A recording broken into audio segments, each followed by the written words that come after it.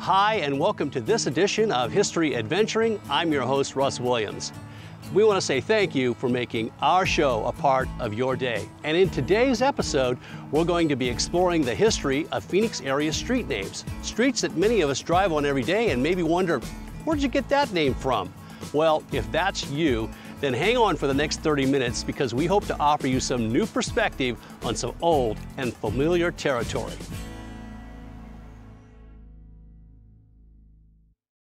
To begin our adventure today, we plug in our destination using a handy navigation app. Yes, there it is, the confluence of the Gila and Salt Rivers, and the reason why this road is called Baseline. A little traffic, a little hike,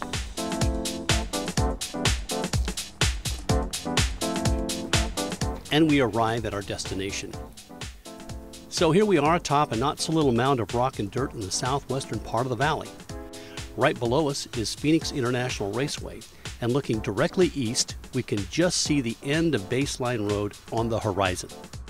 And this, my friends, is how that road got its name.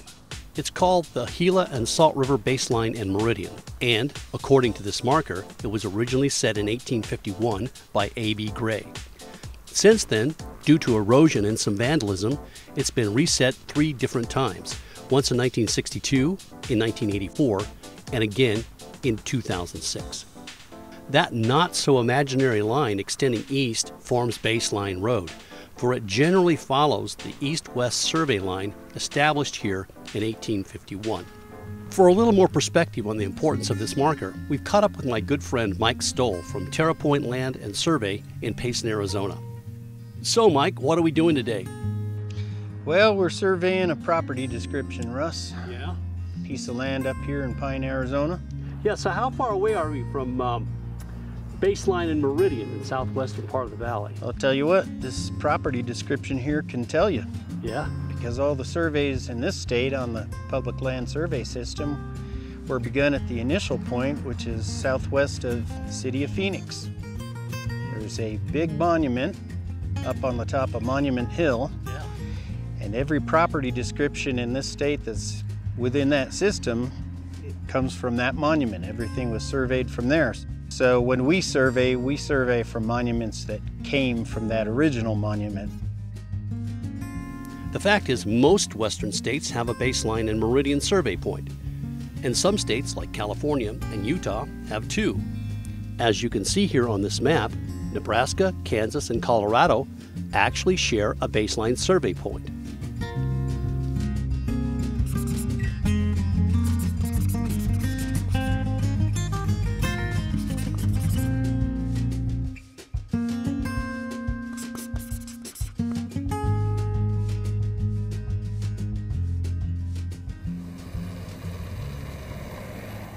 So now we know how Baseline Road got its name, but we're not done.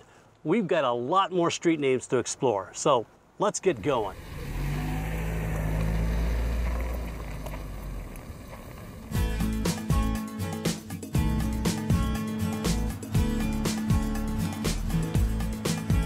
We're on our way to see my good friend Brad Hall, who happens to be the proprietor at www.historyadventuring.com. And we're going to ask Brad, what's so grand about Grand Avenue? So Brad, give us some historical context for Grand Avenue. Well, the first thing you got to know about Grand Avenue is where it starts. It starts on the edge of town in 1885. 7th Avenue in Van Buren, a 45-degree angle up to what is now 59th Avenue and Glendale.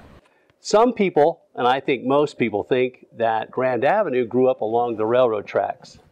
And it would make sense, because usually towns grow where there are railroads, but William Murphy and his friends built that road, privately funded, way before there was a railroad. It was there, well, let's see, at least 10 years before the railroad got there. The railroad didn't get there till after the turn of the century. Tell us about the historical connection between Hollywood and Grand Avenue. This picture that you're looking at is of a still from the movie Psycho, filmed in 1960. Cool. And you're seeing Janet Leigh driving to California. She left downtown Phoenix, and she's got to go on Grand Avenue all the way up to Wickenburg in order to get to California. So you can actually see in this picture, there's railroad tracks on one side. You know exactly where she is. The historical significance of Myrtle and Grand. It's kind of cool to stop and look at. It doesn't look like much. You could drive past it a million times, but there's the original gas tanks out front and the original little tiny building. There's some historical plaques there. You get kind of feel for what it would be like if you were driving way out of town and you had left Phoenix and you needed to buy some gas. Yeah. Which would kind of be the last chance to buy gas for quite a while. Here are some fun facts about Grand Avenue.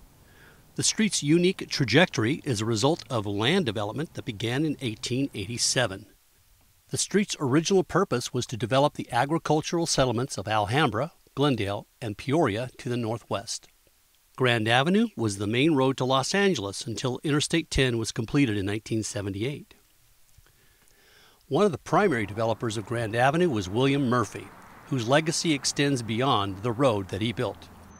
And you see his name all over the place. You see it in the Murphy Bridle Trail on Central Avenue, Murphy Park in Glendale. There's even his house is still there.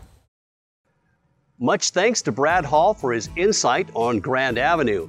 A little insider information here. We're going to be catching up again with Brad a little later in the program.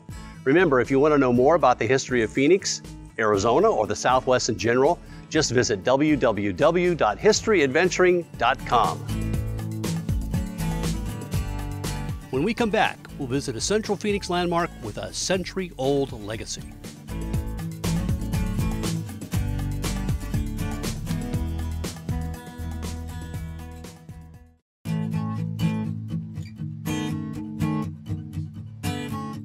Hi, and welcome back. In today's adventure, we're exploring the origins of some of the Phoenix area street names.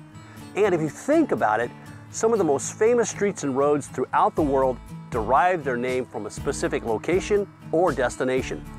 Some notables come to mind: the Pacific Coast Highway in California, the Road to Hana in Hawaii, and reaching way back in history, the Santa Fe Trail. Well, we have a few examples right here in the valley. Bethany Home Road is named for the path to a health clinic that was located on 16th Street. Camelback Road is named for the drive that skirts along the southern base of Camelback Mountain. Indian School Road is another example of a route named for its destination. So yes, for almost 100 years there really was a place in Phoenix called the Indian School, located between Central and 3rd Street near downtown Phoenix. And if you were traveling from points east or west to the school, you would naturally use the Indian School Road. When we explore history, context is so very, very important, and nothing could be closer to the truth when we start talking about the Indian School. You see, life was a lot different in 1891 than it is today. For example, the Pima tribe and the Apache tribe were still at war with each other. So when the settlers, the outsiders, the pioneers, whatever you want to call them, came to the Salt River Valley, they saw the Pimas as the natural ally because they had common ground. It was out of that relationship that the Indian School was established. The school was originally established in 1891 for the Pima Indians, but within a few years it was open to other tribes, even from other states. And contrary to popular belief, the school was not a prison, but it was compulsory. The emphasis was on practical knowledge and trades like welding and sewing, which prepared young people to get jobs. A number of factors contributed to the closing of the school in 1990, but the real determining factor was the recognition that the school was obsolete, as most Native American students attended schools either in their general community or on their own reservations.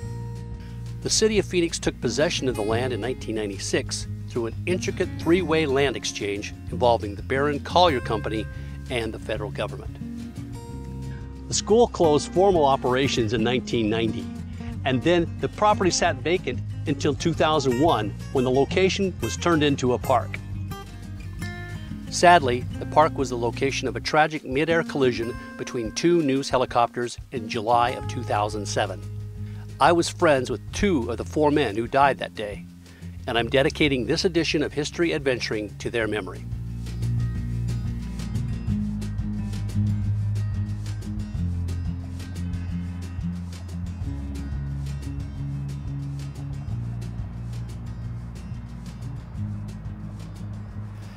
If you want to explore more details about the history of Phoenix or the Indian School, just visit historyadventuring.com.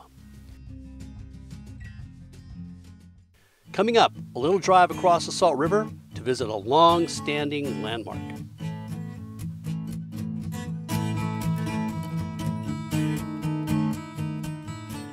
We're headed east from central Phoenix on our way to visit a long-standing building on the south side of the Salt River in Tempe.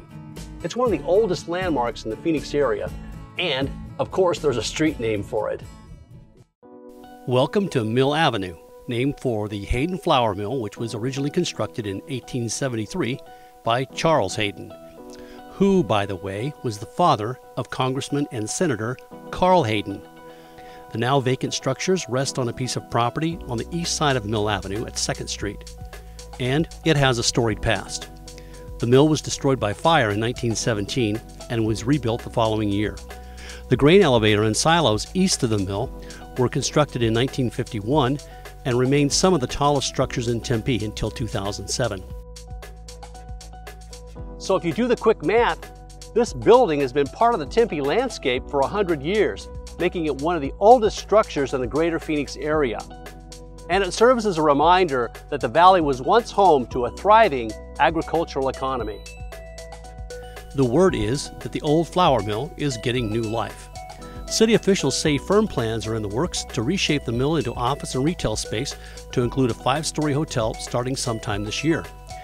We caught up with historian John Southard, who offered to give us the latest information on the fate of the Hayden flour mill. The plan is adaptive reuse of the mill and silos, conversion of the mill building to a retail, restaurant, and office space, and conversion of the silos to a hotel space. This is a unique property type, so it takes a great deal of consideration. Adaptive reuse can be a fairly straightforward matter. Here there are a lot of site-specific challenges, and they're being very thoughtfully addressed, and so that is something that has been an effort with the city, the developer, the State Historic Preservation Office, and the National Park Service.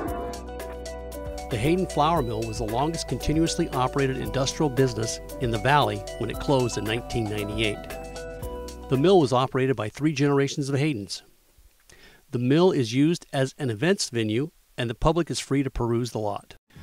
When we come back, we're headed to the northwest part of the valley to explore a significant connection between World War II and the Valley of the Sun.